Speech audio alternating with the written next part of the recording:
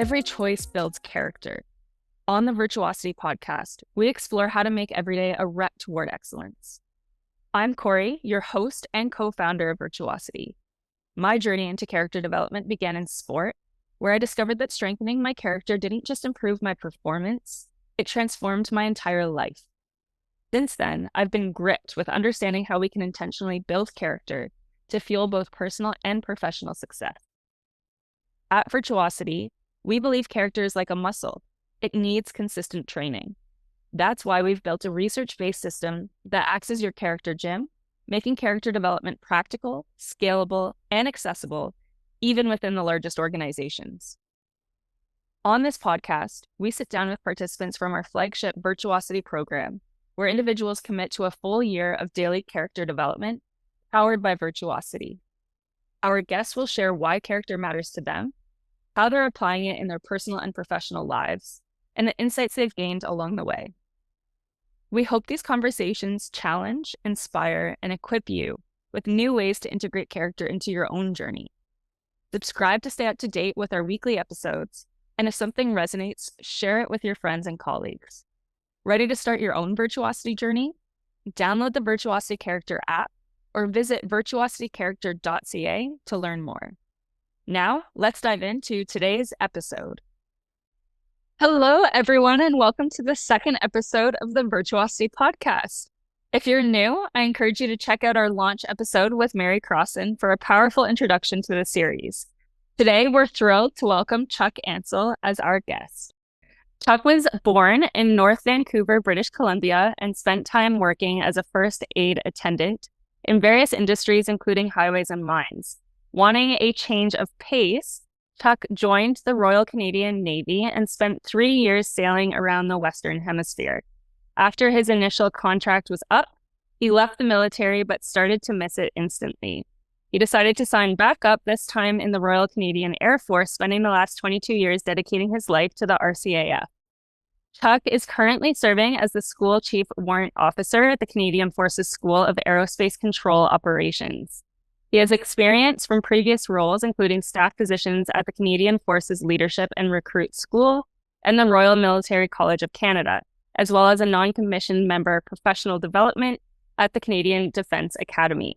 Highlights of Chuck's career include completing the Nijmegen March 4 times, deploying on a NATO mission, and being inducted into the Order of Military Merit.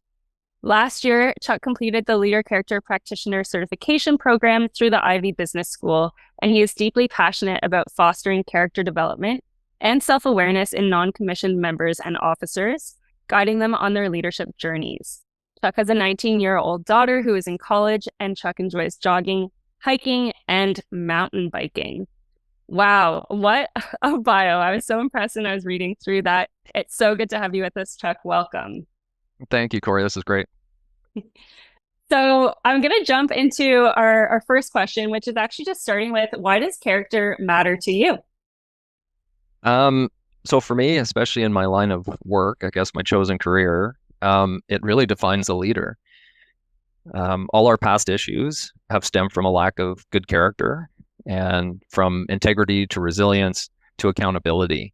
And it's important as we grow. So for me, being a non-commissioned officer, starting at the bottom as a private then, and then working up to Chief Warrant Officer, knowing what I know now would have helped considerably at the start of my career, because I had 22 years in the Air Force, for example, to actually develop that.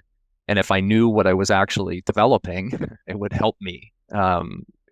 It has now, and I can recognize things now, and I see that in the junior folks that are here, and I try to help out as much as I can. But it's very important to me, and it matters a lot just to get our members the strong in character as they can be. Absolutely. And when you think about your younger self, what are some of the things that you've learned that you wish you did have when you were younger? I think just a way to understand character, because it's always been something, as we grow up, we're developing our character, but we can't put a finger on it. We can't pinpoint any of it. So I think actually understanding it and getting to the root of, I guess, on how to build your character, I think is very, I would have loved to have that earlier because I would have focused on different things. I would have focused on developing myself and trying to be the best self that I can be instead of just kind of following along. We when we do annual performance evaluations in the military, and I remember as a junior member, a lot of the times you would sit down and it's a year of your work that your supervisor is going through. And they would tell you if you're doing fine, they would say, yeah, just keep doing what you're doing. You're doing great. Just keep doing what you're doing. So now I realize that that's the worst thing you can tell a subordinate. That's the worst thing you can tell them because there's something, whether it's developing their character, whether it's competency, whether it's whatever it happens to be. But just telling somebody to keep doing what you're doing, I think, is the worst comment you can make. So having that knowledge back then, I would have been able to challenge it to my supervisor. Yeah, absolutely. That's so powerful. And I think, the awareness of character and having the wheel, it helps give that directionality as well for development. I remember like growing up for myself, I was always trying to do something, but I was doing more of the things that I was already really good at. And as we know in character, those virtues become excess vices. So that wheel giving you that kind of holistic like roadmap can be really powerful. Absolutely. Absolutely. And then, yeah, other tools. I mean, it took a while to get where I am. And I'm not saying it would have helped speed up the process, but it would have made me, I think, a better leader as I'm climbing up the ranks for sure. Yeah, absolutely. So, how are you applying character in your own life, and what are the different kind of examples or the impact that that's making in your life, whether it's your personal or professional life? I think professional life, it's impacting more. I'm becoming more aware of my vices. I tailor my responses and actions to align with how I want my character be. In my current position as the school chief warrant officer, I'm kind of like the vice principal, I guess, of this unit. So I do all the discipline, I do the corrective feedback and measures. So for me, I deal with a lot of people, and it's not always bad, but I mean, I deal with the bad and the good, but I deal with a lot of people. And being able to present myself as a compassionate and resilient, because I'm setting the example for somebody else. So I have to live that example that I want them to be. Um, Integrity is huge for me. I think I put integrity over everything else. So I've always valued integrity high, and it's not just because I started diving more into character, but it's always been something that's important for me. So as I learn the other traits, if you will, I'm conscious of that in myself and in other people. So I help as much as I can to kind of develop myself and other people. Mm. Yeah, that's really powerful. And I heard you, mention the vices word at the beginning. And in case the listeners aren't as familiar with that word in character, we talk about virtues being these kind of human excellences, and then vices being the kind of absence of virtue. They can be deficient or excess vices. And so I was wondering if you'd be willing to share perhaps one or two vices that you're really working on. And I can actually maybe just share first. Like for me, I'm always struggling to develop my vulnerability. So the lack of vulnerability can really look like you're being protective. And we know that when you're not showing vulnerability, it can really, it doesn't create really a psychologically safe environment. It doesn't create trust. So that's something that I'm continuously working on. What are the vices? What are one or two vices that stand out for you that you're constantly working on? I think the biggest one is humanity for me right now, being considerate and empathetic, compassionate, and forgiving. I think for me in my position, that's the key. Um, because I deal with people constantly all day,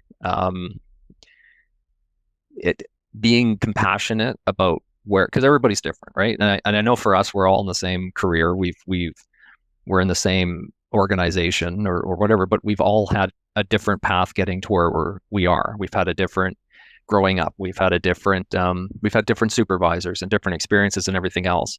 So actually being compassionate and empathetic with the members that I'm dealing with has been a huge, I guess, focus of mine. Historically, the military has always kind of just, yeah, whatever, do what you need to do, get out of here. And So for me, and nowadays, right, we have to be more compassionate when we're dealing with people. We still have a job to do, and that's war fighting. But at the end of the day, um, we can be compassionate when we're not actually fighting wars, right? Absolutely. And I think it gets to this really interesting concept in character that we can have these and possibilities. And I think a lot of times we think that if we're compassionate, we may not be brave or strong or determined. But has your experience been that you can be both kind of, strong and compassionate at the same time, or has that been a challenge for you? No, no, I absolutely. We have to be like we don't have, if you want to climb the ranks in the military, and if you want people to follow you, I mean, just because you put the rank on, right, you automatically now get all um the responsibility and the authority that comes with that. But I would rather have people follow me because of me, not because of the rank I wear, right? So there are areas that we can do better at. There are areas that we can improve at, and just living that and showing and setting the example for other people. Um, yeah, that is really big for me. Yeah. So you're in one of your big roles is in the education space. What are you doing right now to embed character into education, and what are some of the challenges that you're facing with that?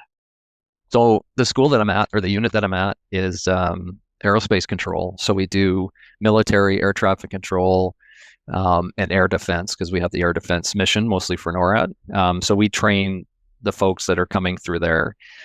In my previous roles at the Canadian Defense Academy, I was doing NCM, non-commissioned member, professional development, and they have, I want to say five. There's probably more, five or six. There's three main ones, and then two additional ones, training, um, leadership programs, I guess, for junior leaderships, intermediate leaderships, and senior leadership. Um, so we have rewritten those. We've written that training, and we're looking at putting character into the training. So the intermediate and the senior ones all have character component to it. There's not only the Ivey material, like the leader character framework, but there's also the EQI, emotional quotient. And then, so I've done three of those in the training.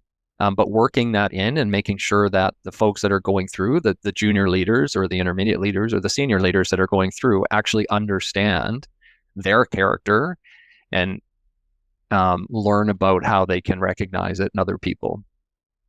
So that's a huge shift for us, is to focus on character. Here at this school, I send out a weekly, I call it Character Friday email, that takes a topic, whether it's a character trait, a vice, or a virtue, and then discuss it, define it, and explain how it can impact the mission or the team. So I want the discussion. I want there to be a discussion about that. I want people to actually come forward and ask questions, or send me emails at feedbacks. But those are geared for the staff as well as the students. So I want the staff to go into the classroom now with their students and actually talk to them about it.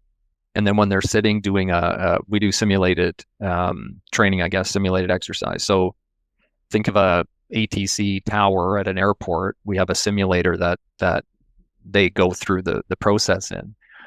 It's all the reaction and how the student handles themselves in that simulator. We have successful ones, we have unsuccessful students, we have people that are struggling, we have people that find it easy. So trying to find a balance and having the instructor actually identify that and help the student identify it in themselves and how to work through it. That is so cool. I love the Friday newsletter idea, and I love especially the application, like bringing it to the teachers and the students. Like one of the common questions we get is like, how do you equip all of the teachers to bring character into their classrooms? We have such a shortage of curriculum real estate. And this idea that you just kind of put that topic out there for both the teacher and the student to think about, it could be seamlessly brought into whatever the competencies or skills they're learning. And so I think that's absolutely brilliant. So I'm sure a lot of people will be picking up that tip, whether it's a newsletter or however you get that information out there. It's such a good idea. What are some of the challenges that you are experiencing? Are you experiencing any any challenge areas? The biggest challenge is here anyway that I've dealt with is the acceptance of a dimensions deficiency or excess from people. So being having it identified and then that person accepting it. So even me, I went through this. So last year or no, sorry, year and a half ago when I was posted here, when I moved to the school into the position, that annual appraisal, I have to do one too. So my commanding officer writes my appraisal, and then I sit down with him and he goes through it. He actually used the Ivey's leader character model and colored the circles green or red, and actually had it up for me, and he showed me, and I looked at it.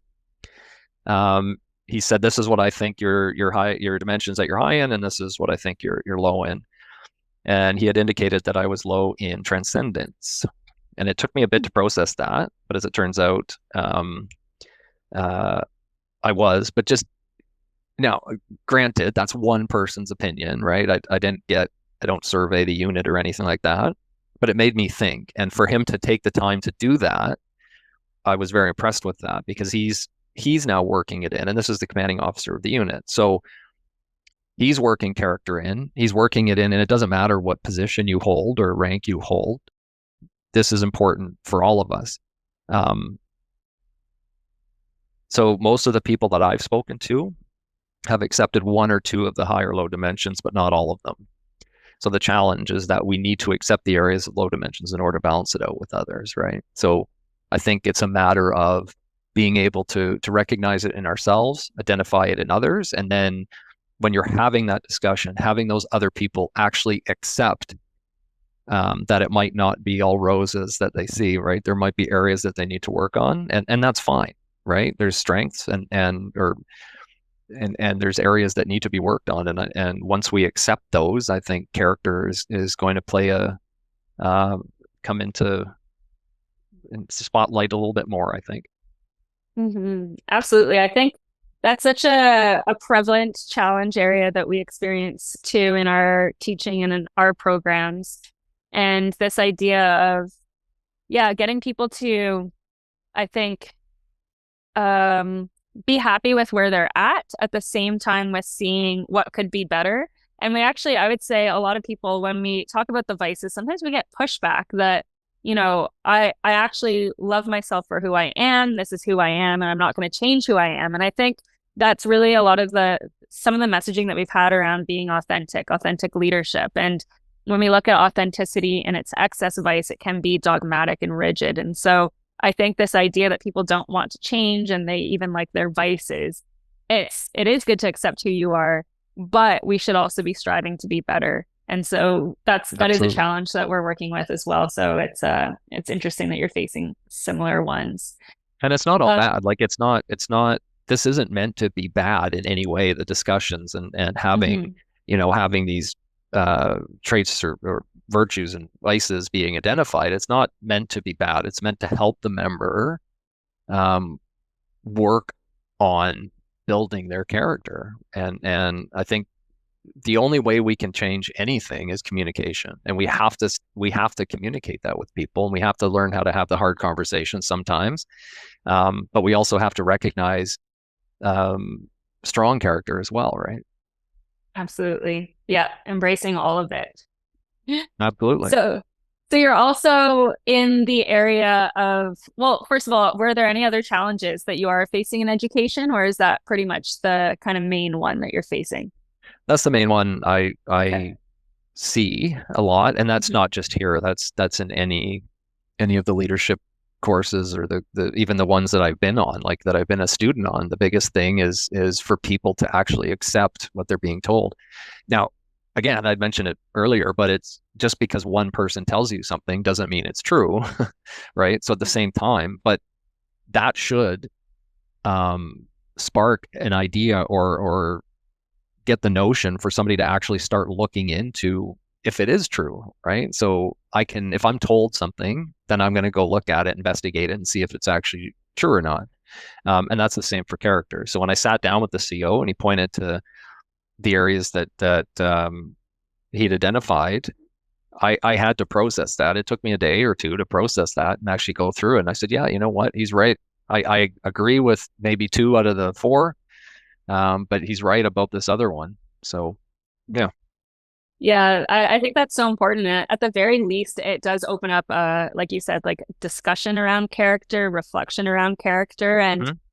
I even had a similar instance where I had joined a team a few years ago and I had my manager, we actually did character assessments of each other because we're actually in the character space. And so it was something good that we could do. And she rated me quite low on drive, which is something I know I'm like Mm. really not low on. But actually, what it said to me was that I'm not exhibiting strong drive to her. If she can't see it, then there is a gap between what I think I am and what she's picking up. And so even if you do have that, it's actually how can you be more explicit with showing that character dimension as well. So it's always worthwhile, whether it's a 360, one person's reflection, it will create some kind of change. It's funny because I had a similar. So I did the EQI, the emotional quotient uh, survey, I guess, which gives the readout, and I was low in empathy. And I was going through the executive coaching program, so I had a coach, and it wasn't specific to character; it was just a coach, and I brought that up, and I said I did this survey. As it turns out, I'm low on empathy, and we talked through it for about an hour, and at the end of it, it was the same thing. I am an empathetic person. I just might not display it all the time, right? But the thought and the notion is still there, but I might not be exuding empathy, right? And that was something interesting too. So for what went from what started with me not agreeing with it and saying no, this is wrong, turned into how do I display empathy? So yeah, it's Yeah. interesting. That's one part that I really do love about the character stuff is that it's a lot of it's focused on observable behaviors. And Hmm. the classic quote we hear Mary Crossan say all the time is that we judge ourselves on our intentions and we judge others on their actions, their behaviors. And so Yep, these conversations we're both talking about are about closing that gap between our intention, our behavior, which I think is so powerful. absolutely. Yep. Okay, so you're also in the area of leadership development. So, what are you doing right now to embed character into leadership development, and what are the opportunities that you see in that? So we have the Canadian Armed Forces has obviously ethos, and they've put it out. They it's the program, I guess, that is delivering the lesson behind the ethos is called Trusted to Serve. Um, so the CO and I actually give a Trusted to Serve brief to every single class. So for us, getting up in front, so you have the two senior people at the unit getting up in front of brand new, this is their second stop on their military training destination. So having us get up there and talk about it, but also show that we believe in it and we agree with it and we want people to live it, right? So demonstrating that in front of them. Um, when they do debriefs with the students, when the instructors do debriefs with the students after a mission or after an exercise, working character in there as well. So maybe it's the way the student reacted to the situation, or maybe it was the way they responded to the debrief or feedback or whatever the case may be. But actually having the instructors point out the character parts and why that might need to be adjusted or why it might be strong. Um, Yes, and then of course putting it into the CAF lessons and the training that we're trying to do for our especially junior leaders, because I think a lot of focus is given to the senior leaders, and sometimes the junior leaders just kind of get the hand me downs and say there, yeah, there you go.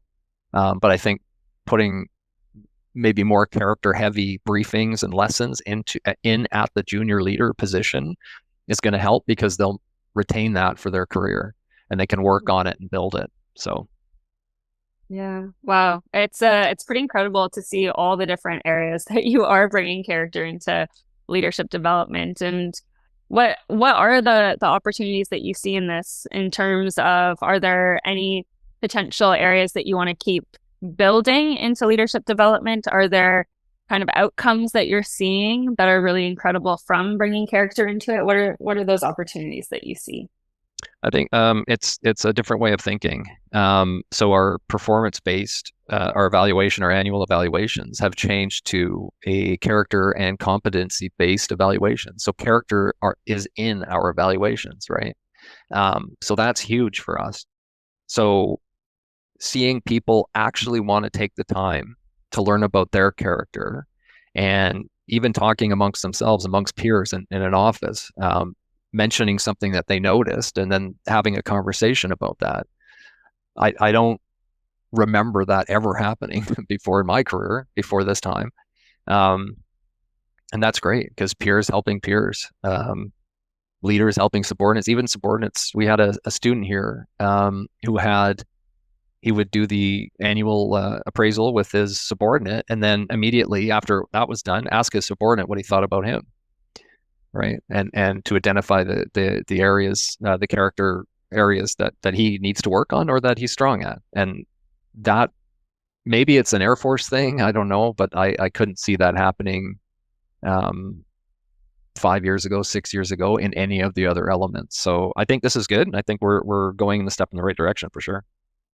Absolutely. And I think, when we talk about leadership development, when we think about the skills and competencies, that's about what we do. And it's funny that I feel like it's taken us so long to bring the character aspect, thinking about who we are as people and able to do the skills that we're doing. So Yep. It's such a central and foundational part.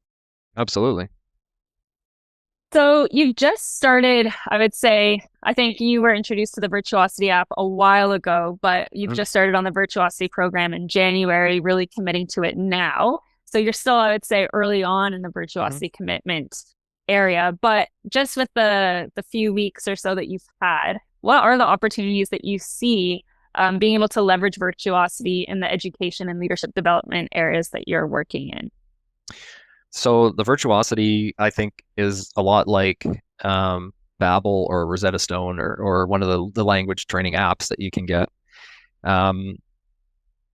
It's a daily. Once you get into the habit of actually doing it, it's a daily reminder, and it gives you the resources. So it's not just turn it on, click a few buttons, and then turn it off. You can actually dive into more about the trait or how to develop it, or and it's interesting to see how your week, I guess, unfolds through the character. So I think having that app or having the ability to journal or log your character journey is huge, because when you look back at it, you can see how far you've come, or you can see the areas that you spent time focusing on and whether it's paid off or not, I guess. Absolutely. And yeah, I like the idea that, you can really have the touch point for not too long in the day, but you can also at the same time live in the app if you want to really dive into it. So it's really kind of customizable that way. I have reminders now. I've set, like, at the start of it when I did the leader character practitioner course, we got access to the app, and I thought it was great. There was resources there, but I wasn't actively I guess actively engaged in it. I would open it, find some resources, close it again. Now with this program, I'm actually setting daily reminders to enter my information, or to enter to go through the app. The information that's available on it is more meaningful and impactful to me now, because I actually know what it's talking about. I know the intent behind the app. So yeah, I think it's great, and the more I learn about it, the better it becomes. Yeah, it's your experience isn't unique, I would say, to you, in the sense that when we just put the app in the hands of somebody, or as a tool after a 101 workshop, the uptake isn't that great, I would say. And I would say, like, whenever you're trying to develop a habit, it's really hard to change a habit. So there's actually a lot of structures and kind of accountability systems that we need to support these types of tools. And so when we design the Virtuosity program, it's really this idea of creating an accountability system that, we're going to be checking in once a month, and you're going to be able to unpack your experiences one another. This whole structure and design around tools, I think, is a really powerful insight that we're taking away. So if anyone is thinking about using Virtuosity for those listeners. It is really important to have some kind of support and design system around that, or else the uptake is most likely for most people going to be quite low. Oh, for sure. And that's yeah, that's what's neat about it, is that it does provide the information. It does provide an avenue to track your progress and ask you the questions that we should all be thinking if we're trying to change a habit, right? Yeah, yeah, exactly. It's we always refer to exercise and, health, nutrition, all that kind of stuff akin to character development, because it's habits that we're trying to develop. And, if you think about trying to get to the gym 3, 4, 5 times a week, you're much more likely to get to the gym if you're going with a buddy, if you have these structures and accountability processes Yep. set up around you. Yep. So as we are wrapping up towards the end of our time here, I'm going to be asking all of our guests the same question, actually. And so you get to be the first one to go through this as our guinea pig. So Perfect. Mary and I have been working on something, and it's going to be published in her next Forbes article called The Character Quotient. And essentially what this is getting at is thinking about the degree to which we're practicing character across multiple levels, thinking about our awareness, our development, embedding character, championing character, all those kinds of things. And so I've asked you to assess your character quotient. And for the listeners, I will provide a link to the Forbes article with the assessment so that listeners can take this. But yeah, so you've had the chance. Essentially, there's 10 statements, and you go through each statement and you give yourself a score of 0 to 10, giving you a percentage as a final score. So I've asked you to take that. What did your character quotient percentage end up being? And maybe you could talk about some areas you're proud of and the areas that you're finding a little bit more challenging. Well, I was feeling generous when I went through this, so I have 83. I think the now anyway, going through, Virtuosity and or working through Virtuosity and the leader character practitioner course, the first statement, for example, I can observe and identify the character dimensions in myself and others. I think for the most part I can. I'm not always right. I'm not always able to do it, but I think, generally I can. So that was kind of neat to see that. Um, And a very powerful place to start too. I think, as you go through these 10 statements, sometimes, when you see what you're lacking, it can be disappointing. But actually, even just that first statement is so powerful. So it's actually something to be really proud of, and it goes a long, long, long way. Because you're also taking the time to identify. Like, it's one thing to observe the character dimensions. It's another to actually identify them and say, "Oh, I know that. Okay, I know what they're doing." And that to me is something that I've learned over this character journey, is more so the identification of the character dimensions as opposed to just observing the dimensions.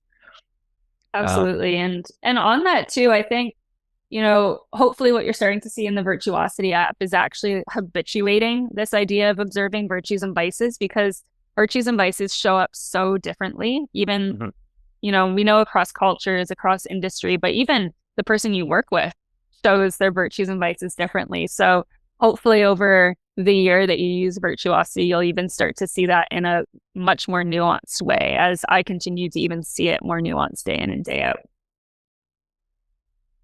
The other one was point 4, I guess, statement 4. My character development is informed by evidence-based science on habit development. I was a little bit low. I went low on that. For me, I guess maybe it's because I've been on this earth for so long. I kind of have set in my ways on doing certain things. So if it's fine, identify, I'll accept it. I'm not, I'll take responsibility if it's something. But for me, for my character development, I wouldn't say it's right with the 7 strategies or very like rigid on how to develop that. For me, I do my best to be a person of strong character, and I know that I'm not perfect at it. But I do my best, and if somebody's identified something or if I've recognized something in myself, then I work at correcting it. Yeah.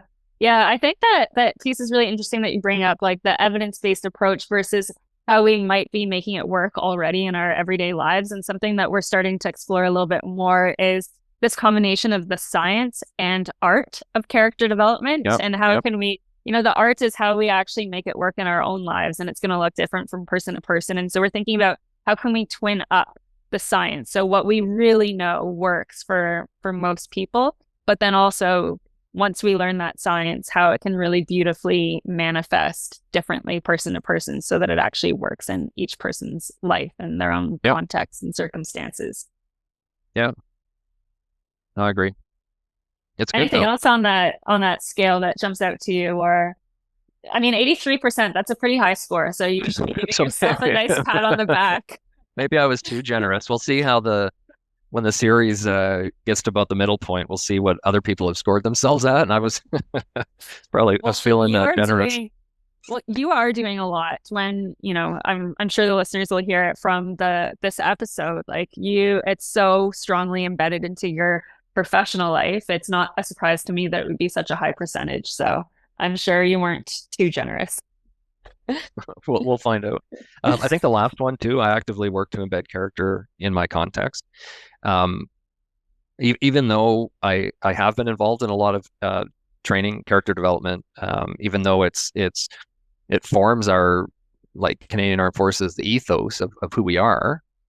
Um, for me, it's actively working on it. Can I do better? Yeah, sure, I can do, or I shouldn't say better, maybe different. Can I do it? Is there a different way to embed character?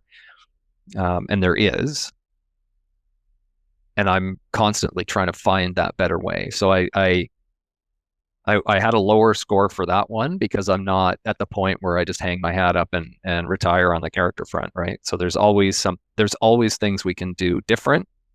I wouldn't say better necessarily, but different. Maybe to reach more people, maybe to get the information out there. Um, but yeah, actively working to embed character in my context.